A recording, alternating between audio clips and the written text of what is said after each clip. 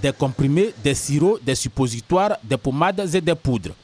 Ce sont là quelques produits pharmaceutiques habituels que cette unité de fabrication de médicaments installée à la Riviera met à la disposition des usagers. Aujourd'hui, l'usine élargit son champ d'action avec les solutions injectables.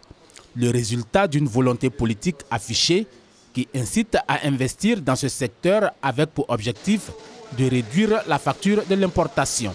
Donc nous allons dépendre moins des produits importés.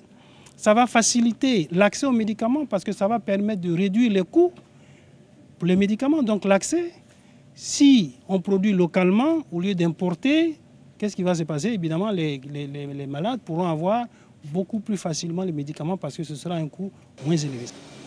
La nouvelle ligne dédiée aux injectables permettra de conforter la capacité de production du site de près de 100 000 poches par an. La conquête de l'Afrique est ainsi engagée.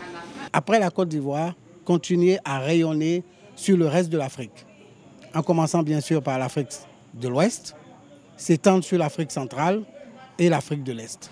La Côte d'Ivoire, pays attractif pour les investissements dans le domaine de l'industrie pharmaceutique, il s'agit maintenant de tenir compte du caractère stratégique des médicaments. Il était important qu'après avoir maîtrisé la chaîne de la commercialisation, la chaîne de la logistique, les acteurs ivoiriens, en particulier d'abord les pharmaciens, puissent faire une intégration en amont au niveau de la production, donc de l'industrie.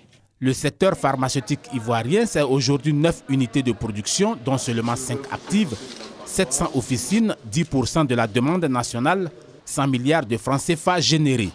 Des chiffres largement en deçà des objectifs nationaux, surtout comparés aux Ghanéens et Nigérians.